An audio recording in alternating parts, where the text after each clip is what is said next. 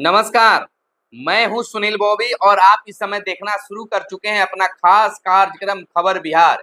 खबर बिहार में बातें करते हैं बिहार की, खबरें होती है बिहार की। बिहार की खबरों के साथ-साथ देश दुनिया में क्या कुछ चल रहा है, तमाम खबरों से हम आपको कराते हैं अपडेट। बिहार में शिक्षा रोजगार का क्या है हाल और गाँव की सरकार को लेकर क्या कर रही है बिहार सरकार, तमाम खबरों से हम आपको कराते हैं अपडेट। पहली और बड़ी खबर बता दें कि बीपीएससी तैयारी 1 रिजल्ट का मामला एक बार फिर से गर्मा गया है।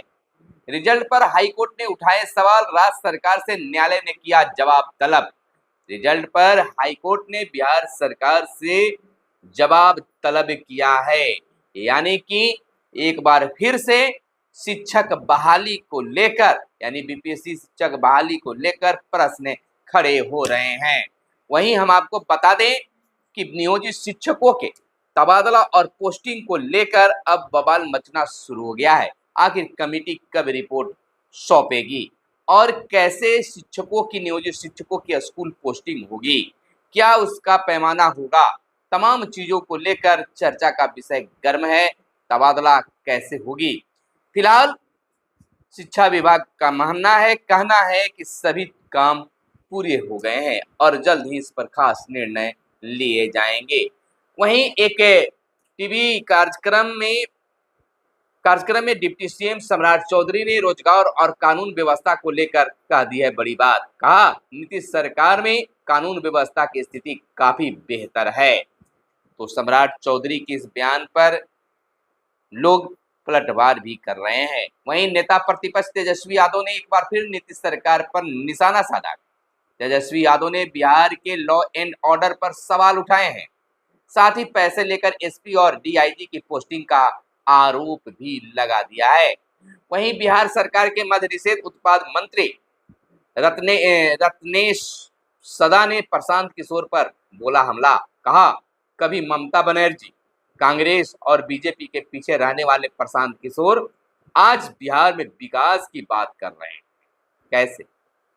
तो निश्चित तौर पर जनसुराज राजनीतिक दल में शामिल होने जा रहा है और बिहार की विकास के बात प्रशांत किशोर कर रहे हैं। वहीं विकास कार्यों को लेकर सुपर एक्शन में दिख रहे हैं सीएम नीतीश कुमार पहुंचे मुजफ्फरपुर। सीएम ने यहां मुजफ्फरपुर हाजीपुर एनएच पर मधौल में बने बाईपास 4 लेन का निरीक्षण भी किया।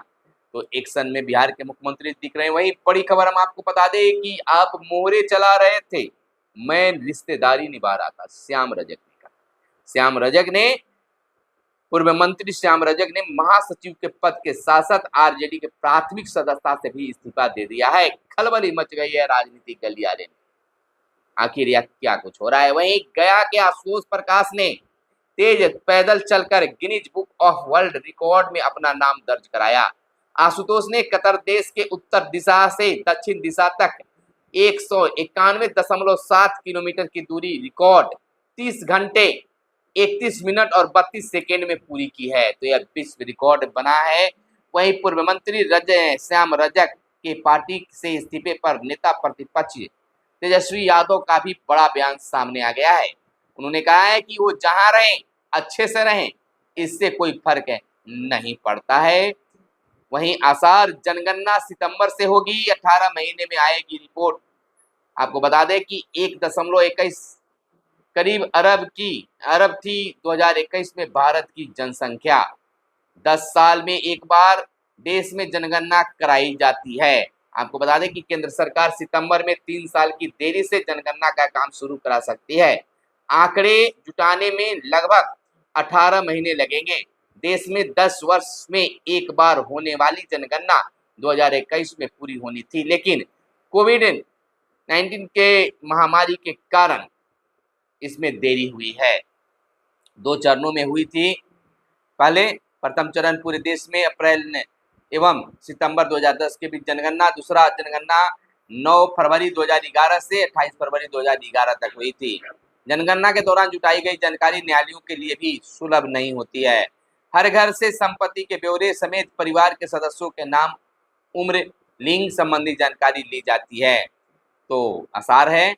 वहीं अब 13 सितंबर तक शिक्षकों की काउंसलिंग। राज्य में पहली सक्षमता परीक्षा में उत्तीर्ण हुए 1,87,818 नियोजित शिक्षकों की काउंसलिंग फिलहाल जारी है। शिक्षा विभाग ने शिक्षकों की काउंसलिंग अब 13 सितंबर तक बढ़ा दी है। पहले काउंसलिंग का शेड्यूल 31 अगस्त तक ही था। शिक्षा विभाग के मुताबिक राज्य के दर्जन भर जिलों में काउंसलिंग 31 अगस्त तक समाप्त हो जाएगी। शिवहर एवं शेखपुरा जिले में काउंसलिंग समाप्त हो चुकी है। काउंसलिंग में अभ्यर्थी द्वारा अपलोड किए गए प्रमाण पत्र अभिलेख का मिलान मूल प्रमाण पत्रों, अभिलेखों और दस्तावेजों से किया जा रहा है। वहीं मंत्री का कहना है, शिक्षा मंत्री सुनील कुमार का कहना है कि शिक्षा विभाग में 1.5 लाख पदों पर नियुक्ति होगी। बहाली को अधियाचना बीपीएससी को भेजी गई है। प्रधानाध्यापक, कंप्यूटर शिक्षक आदि पदों पर बहाली होगी। बता दें कि शिक्षा मंत्री सुनील कुमार ने कहा है कि शिक्षा विभाग के अंतर्गत 1.5 लाख से अधिक पदों पर नियुक्ति होनी है। इन पदों पर बहाली के लिए अधियाचना बिहार लोक सेवा आयोग यानी बीपीएससी को भेज दी गई है। इसमें प्रधानाध्यापक, प्रधान शिक्षक और कंप्यूटर शिक्षक आदि शामिल हैं। शिक्षा मंत्री ने बीते दिन जदयू प्रदेश कार्यालय में पत्रकारों से बात कर रहे थे। इस मौके पर उन्होंने यह भी कहा कि सभी विधायकों और विधान पार्षदों से 10-10 ऐसे स्कूलों की सूची मांगी गई है जो जर्जर स्थिति में है। इन स्कूलों के भवनों का राज्य सरकार जीर्णोद्धार कराएगी। कुछ जगहों पर यह काम भी शुरू हो गई है। मदरसों में सिलेबस से जुड़े विवाद पर मंत्री ने कहा कि यह मामला संज्ञान में आने के बाद संबंधित अधिकारियों को छानबीन के लिए निर्देश दिए गए हैं। जो भी तथ्य सामने आएंगे उसके आधार पर सुधार के उपाय किए जाएंगे। वहीं हम आपको बता दें कि आईएएस अफसरों की सालाना भर्ती संख्या को बढ़ा सकती है केंद्र सरकार। अब लेटरल नहीं फ्रंट एंट्री होगी। कमेटी कह चुकी है कमी दूर करने को भर्ती बढ़ाएं। 3 बड़े कारण, अब यही रास्ता क्यों बचा है। राज्य सरकार डेपुटेशन पर नहीं भेज रही है 40% तुलना में 6% ही।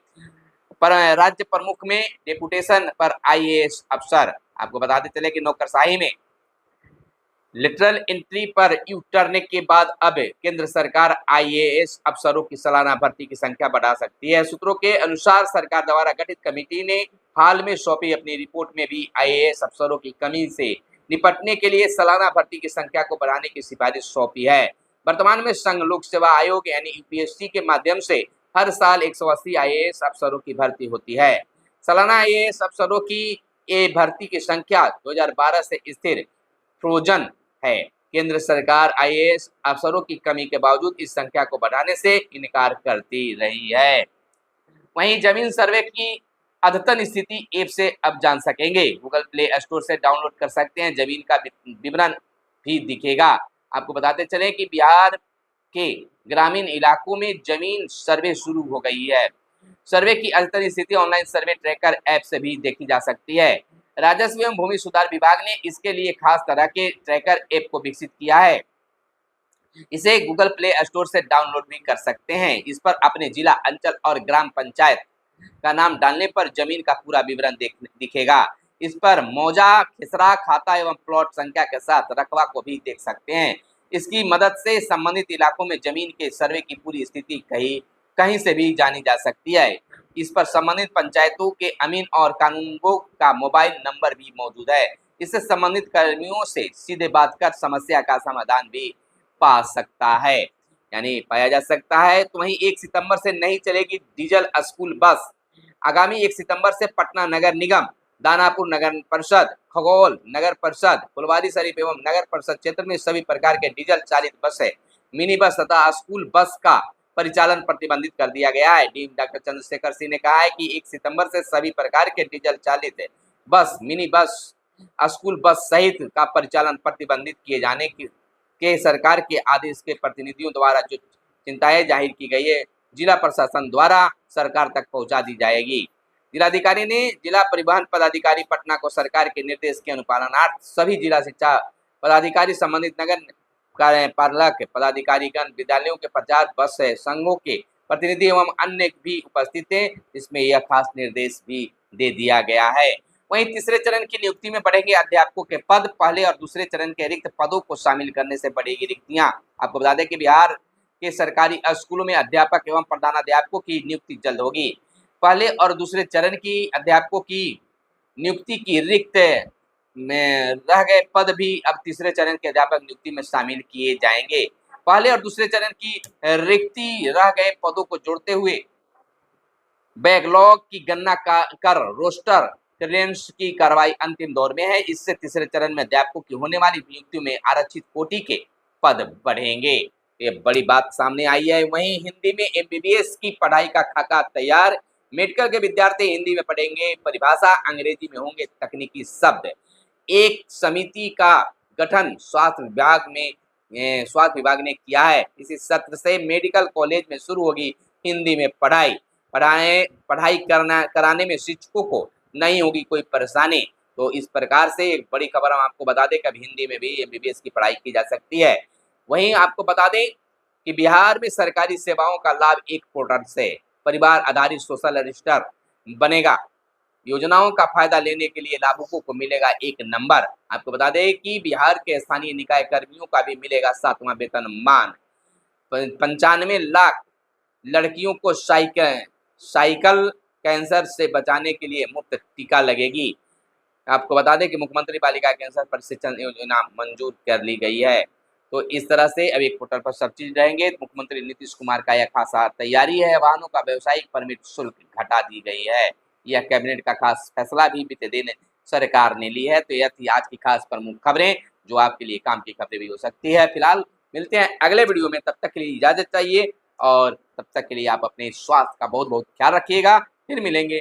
जय हिंद, जय भारत, वंदे मातरम।